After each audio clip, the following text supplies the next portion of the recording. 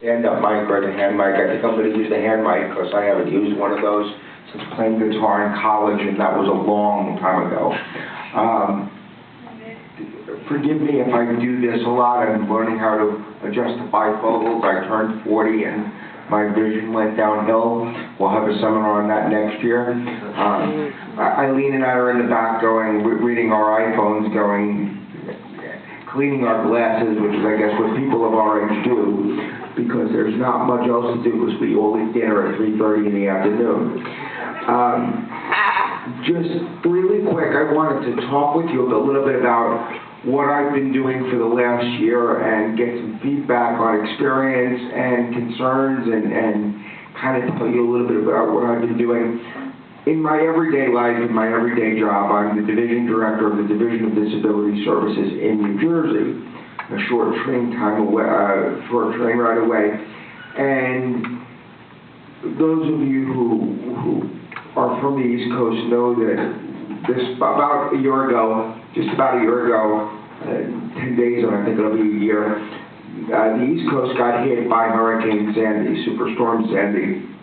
And one of the immediate things that happened after Sandy is the commissioner designated me to be the Department of Human Services AFN coordinator, which is access and functional needs to both help people immediately post-storm and, do the things that people need to do to get supplies to them and materials, and also take a look at the way that we do things in preparation for disaster, because there will likely be another similar Sandy-like storm coming very shortly. If not this year, the prediction is probably next year.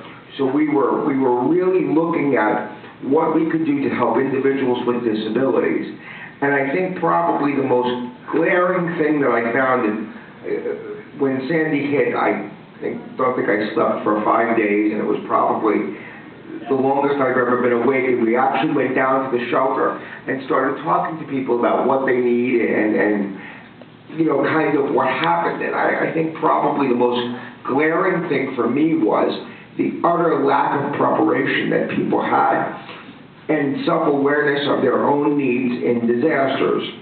So I just, believe it or not, before coming up here on the train on Friday, got a grant from the Office of Emergency Management to prepare go bags.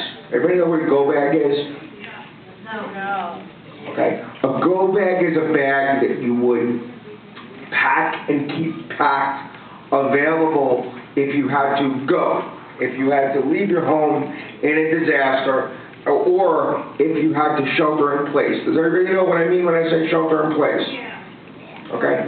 Sheltering in place is there's going to be a disaster. They announced that we're going to get hit by a hurricane, and you determine that it's better for you to stay in your home and ride the storm out in your home than to go somewhere else and evacuate to a shelter. How many of you, by show of hands, would choose to evacuate to a shelter? Okay. How many of you would choose to shelter in place at home? Show of hands, or anything that you can move. Anything that you can move, raise a foot.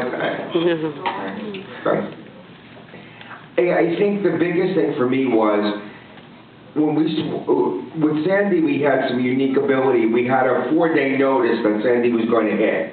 And we started making phone calls to some, excuse me, just remember the rule, unless I'm turning blue, don't ask me if I need help. We had some notice about Sandy, and we started making phone calls to people that we determined to be vulnerable.